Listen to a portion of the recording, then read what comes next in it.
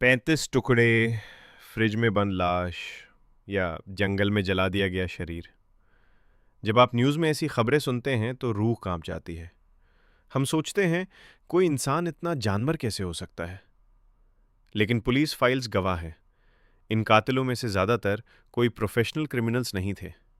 ये वो लोग थे जो कहते थे, मैं तुमसे बहुत प्यार करता हूँ। ये वो लवर्स थे जो कस्में खाते थे साथ जीने मरने की। तो फिर ऐसा क्या हुआ कि जिस चेहरे को वो चूमते थे उसी चेहरे को कुचल दिया? जिस इंसान के बिना वो सांस नहीं ले सकते थे उसकी सांसें छीन ली। स्वागत है मॉडर्न लव डार्क एडिशन के आखिरी और सबसे खतरनाक एपिसोड में। आज हम प्यार की बात नहीं करेंगे, आज हम बात करेंगे ऑब्सेशन की। आज हम उस माइंडसेट को डिकोड करेंगे जो मानती है अगर तुम मेरी नहीं हो सकती तो तुम किसी की नहीं रहोगी। इसकी शुरुआत कभी भी चाकू या बंदूक से नहीं होती। इसकी शुरुआत होती है केयर के नाम पर। याद कीजिए वो फिल्में जहां हीरो हीरोइन का हाथ मरोड़कर कहता है, तुम सिर्फ मेरी हो। जहां थप्पड़ मारने को इश्क कहा जाता है। हम तालियां बजाते हैं, हमें लगता है वाओ कितना पैशनेट प्यार है। यहीं हम गलती करते हैं।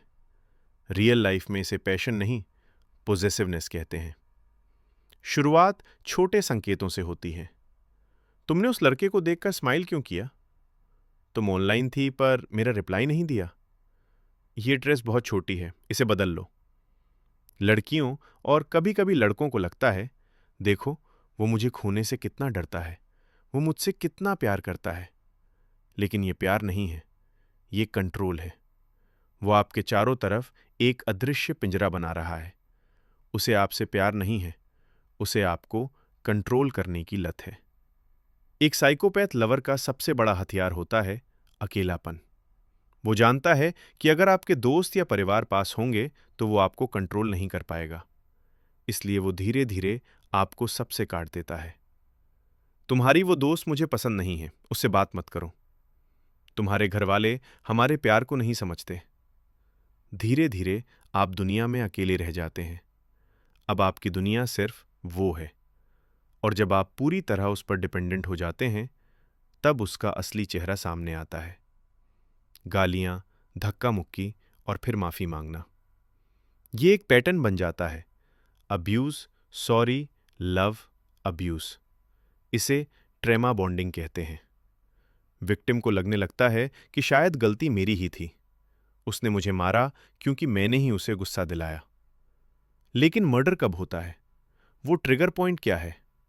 साइकोलॉजी के मुताबिक सबसे खतरनाक वक्त वो होता है जब विक्टिम डिसाइड करता है, बस अब और नहीं, मैं तुम्हें छोड़ रहा हूं। एक टॉक्सिक इंसान के लिए ना सुनना नामुमकिन है। उनकी ईगो को लगता है कि उनकी जागीर उनके हाथ से निकल रही है। उन्हें लगता है मैंने इस पर इतना टाइम और पैसा इन्वेस्ट किया है, ये मुझे छोड़कर कैसे जा सकती है। यहीं पर वो इंसान हैवान बन जाता है। हाल ही में हुए कई कांड गवाह है। लिव इन पार्टनर्स की हत्याएं सिर्फ इसलिए हुईं क्योंकि लड़की ने शादी के लिए दबाव डाला या ब्रेकअप करने की कोशिश की। उस पल में प्यार पूरी तरह गायब हो जाता है। बचती है तो सिर्फ नफरत और बदला। ये एपिसोड आपको डराने के लिए नहीं, जगाने के लिए है। अगर आप या आपकी कोई दोस्त ऐसे रिश्ते में हैं तो इन रेड फ्लैग्स को कभी इग्नोर मत करना। Over speeding. अगर कोई एक हफ्ते में ही कहे मैं तुम्हारे बिना मर जाऊंगा तो ये प्यार नहीं, लव बॉम्बिंग है। Anger issues. अगर वो वेटर पर, ट्रैफिक में या छोटी बातों पर वायलेंट हो जाता है तो याद रखना, अगला नंबर आपका है। Privacy invasion. पासवर्ड मांगना, लोकेशन चेक करना, ये केयर नहीं, जासूसी है। और सबसे जरूरी बात, अगर आपको अपने पार्टनर से डर लगने लगा है तो समझ लीजिए रिश्ता खत्म हो चुका है।